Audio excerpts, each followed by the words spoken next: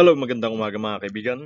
So, narito muli tayo sa ating channel para matuto ng iba't ibang kaalaman tungkol sa mga halaman. Ang paksa na ating pag-aaralan sa umagang ito mga kaibigan ay tungkol sa 23 types ng orchids at mga bagay na dapat mong malaman tungkol sa orchids.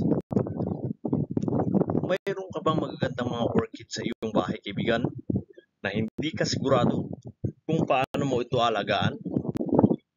Huwag kang mag-alala dahil gumawa ako ng video para sa iyo tungkol sa komprehensibong gabay na may detalyadong mga instruction na dapat mong malaman sa tamang pangalaga ng orchids para sa 23 na iba't ibang uri o species nito.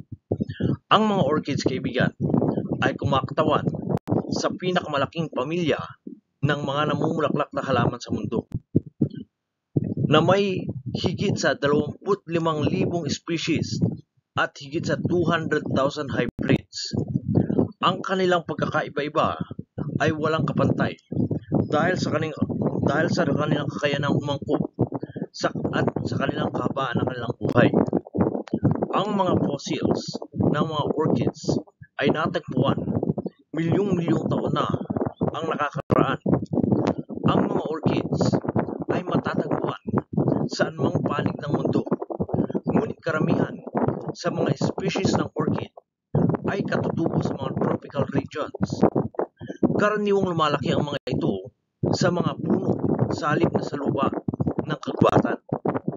Kaya naman nangangailangan sila ng partikular na liwanag at sirkulasyon ng hangin para sa mainam na paglaki. Kung isasaalang-alang mo ang natural na klima ng kanilang kapaligiran kung saan sila karaniwang matatagpuan at ang lokasyon ng kanilang natural na tirahan, ay magiging mas madali para sa iyo na maunawaan ang mga pangunahing pangailangan ng iyong mga orchids.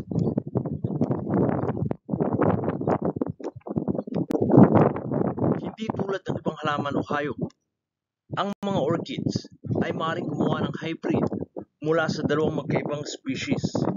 Gayun din sa pamamagitan ng magkaugnay na genera. Karamihan ng mga orchids kaibigan ay namumulaklak taon-taon. Ngunit kung mapapangalagaan silang mabuti, ay maaari silang mamulaklak ng mas madalas.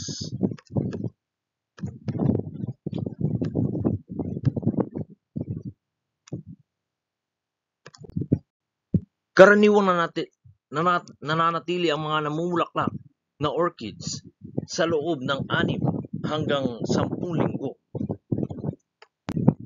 Maraming mga orchids kaibigan ang hindi maganda ang nagiging epekto kapag sila ay iyong inirepot. At kadalasan ay hindi namumulaklak ng hindi bababa sa 1 taon pagkatapos na sila ay magalaw dahil sa pagre-repot. Bagaman maraming pagkakaiba-iba ang mga orchids, meron silang pinapakitang pagkakatulad. Kabilang na dyan ang bilateral symmetry, highly modified petals, at napakaliit na mga buto. Narito mga kaibigan ang mga kagamitan na dapat mong gamitin upang mabuhay at lumago ng mahusay ang iyong orchids. Bagaman ang mga orchids ay nasa mundo na mula pa sa panahon ng mga dinosaurs, ang karaniwang tahanan ay nagdudulot ng ilang banta na maaaring makasama sa iyong orchid at maging dahilan para sila hindi mabuhay na mainam.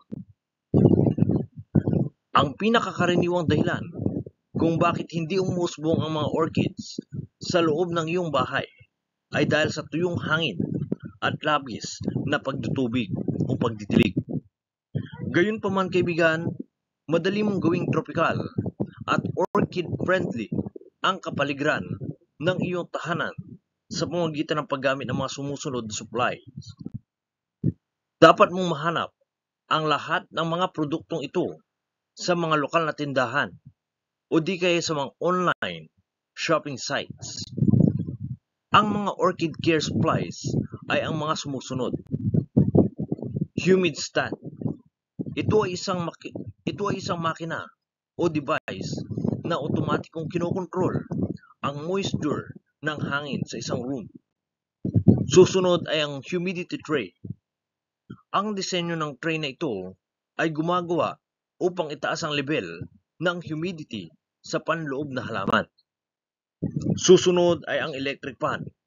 Ito ay ginagamit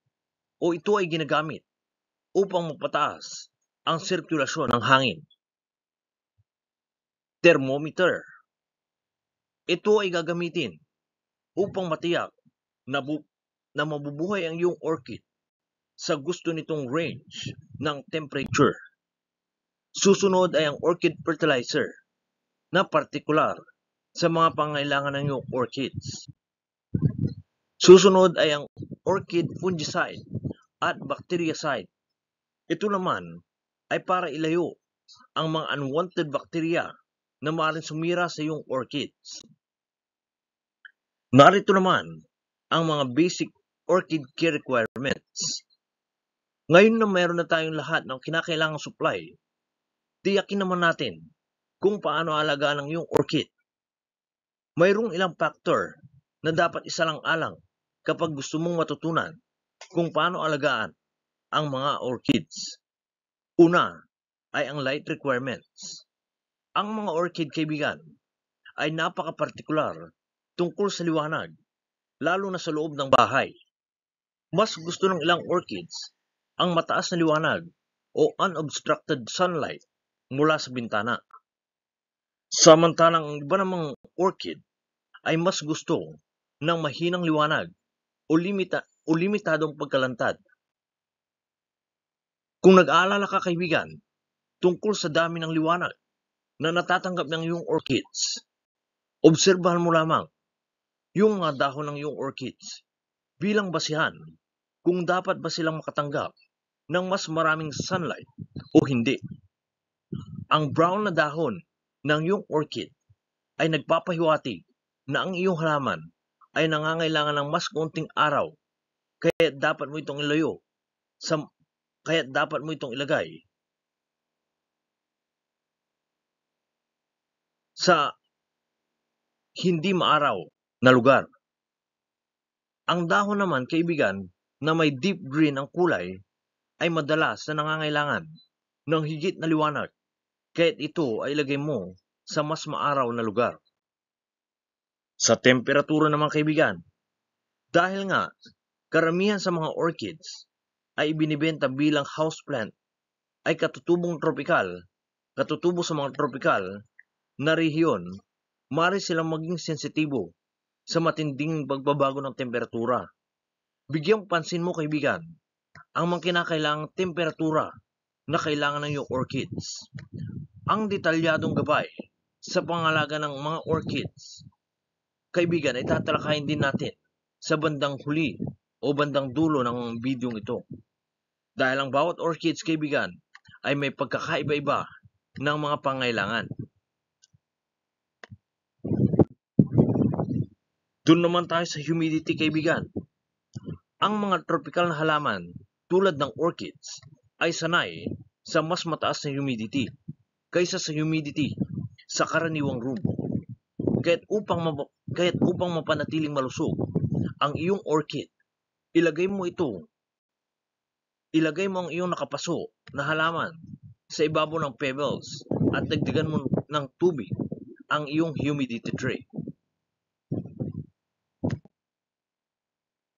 Napakahalaga din, kaibigan, ng daloy ng hangin, kaya't makakabuti na magdagdag ka ng ventilador sa silid kung saan napansin mong hindi maganda ang tubo ng iyong orchid. Sa pagdidilig naman ng orchid, kaibigan, ang mga orchid ay kinakailangang matuyo sa pagitan ng pagtutubig upang maiwasan ang pagkabulok ng mga ugat nito o yung tinatawag na root rot. Kapag nagdidilig ka, kaibigan, siguraduhin na ang mga ugat ng orchid ay may pagkakataong sumipsip ng moisture. Ilagay mo ang iyong orchid sa lababo at patakbuhin mo ang room temperature na tubig sa ibabaw ng halaman.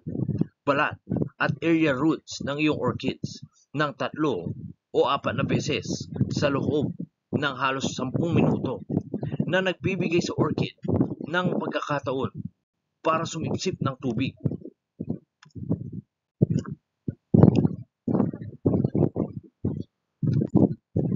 Iwasan mo din, kaibigan, na ipandilig ang distilled water. Ang mga orchids, kaibigan, ay kinakailangang diligan sa iba't ibang paraan dahil sila ay madalas na itinatanim sa mga balat ng kahoy at hindi sa lupa. Ang pagtutubig ay depende sa uri ng orchid o palayok o halo ng potting mix, humidity level at liwanag na natatanggap nito. Bilang rule, kaibigan, sa pagdidilig ng orchids, ang mga drought-tolerant orchids tulad ng Cattleya, Oncidium at Dendrobium ay kinakailangan lamang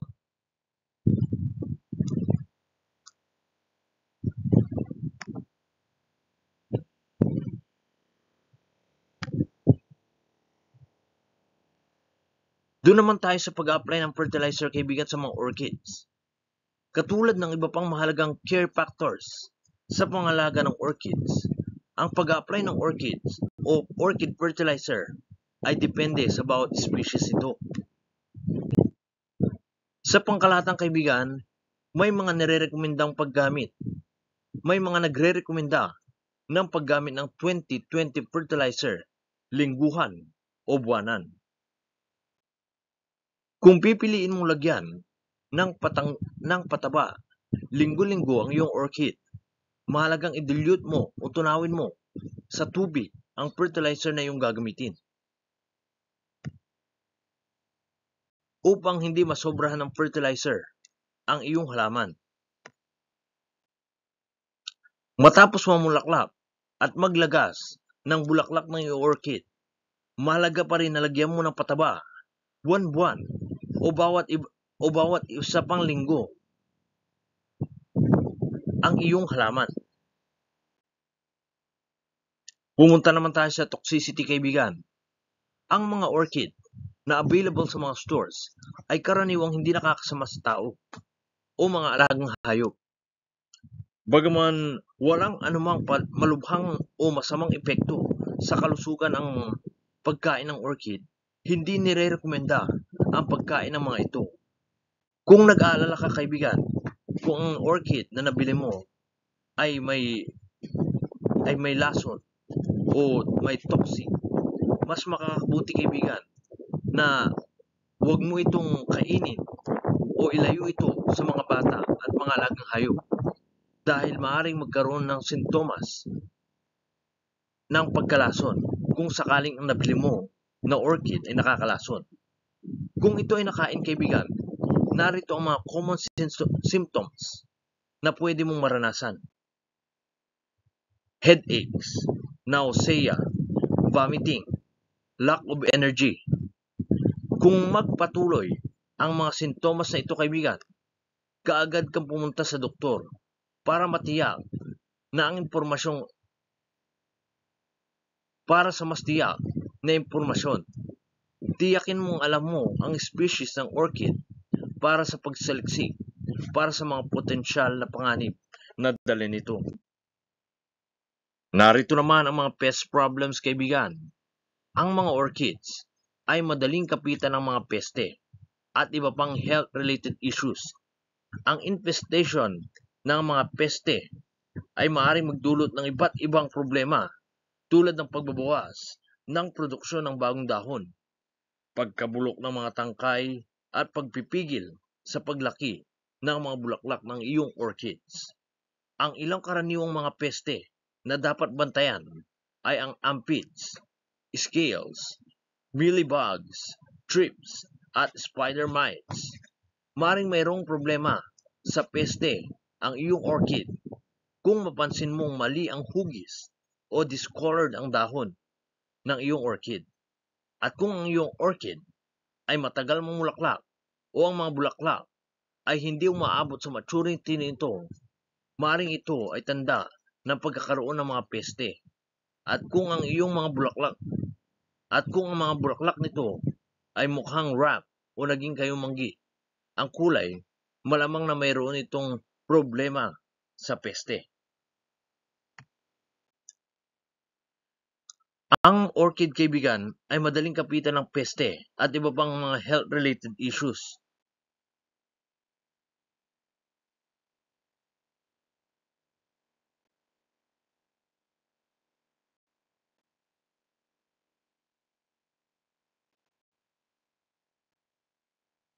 Upang mag-adjust ang iyong pag-aalaga sa iyong orchid, suriin ang halaman para sa mga palatandaan ng sakit, kahinaan o infestation.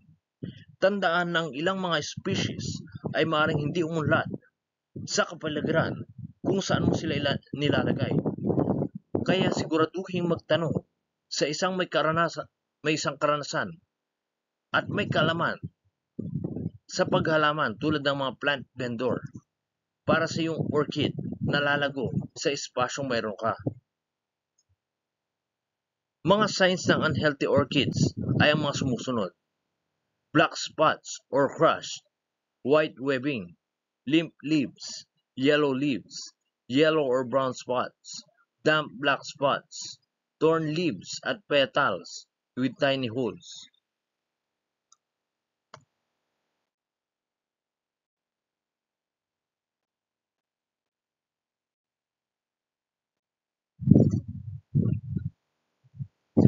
Narito naman ang karaniwang mga katanungan tungkol sa orchids. Matapos mamulaklak ng orchids, kaibigan, ang halaman ay pumapasok.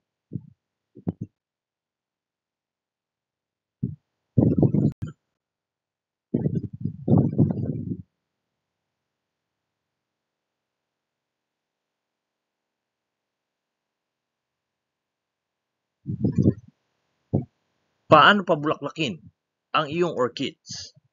Ang mga orchids ay kilala sa kanilang instantly recognizable flower na may iba't ibang varieties. Maraming magagandang mga flowering orchid species na pwede kang pagpilian, kaibigan. Ang ilang sa magaganda ay ang Encyclia, Cattleya. Narito naman ang 23 most common orchid species: Brassavola, Brassia, Bulbophyllum, Calanthe, Cattleya, Collagen, Cynoche, Cymbidium, Dendrobium, Encyclia, Epidendrum, Leila, Ludicia, Miltonia, Oncidium, Papilpidium, Phalaenopsis, Phragmipidium, Polystacha, Prostechea, Rhynchostylis, Banda orchid, at ang huli ay ang Zygopetalum. So ito lamang, mga kaibigan, ang ating naging video tungkol sa 23 na iba't ibang orchid species at ang mga bagay na dapat mong malaman tungkol sa orchids. Sana ay may natutunan kayo sa ating video sa umagang ito, mga kaibigan, at kung gusto nyo pa ng ganitong mga videos tungkol sa kaalaman, don't forget to click the subscribe button at yung notification bell sa baba ng ating video para lagi kayong updated sa aking mga latest uploads sa aking channel. So that's all for now, and as always, have a nice day, everyone.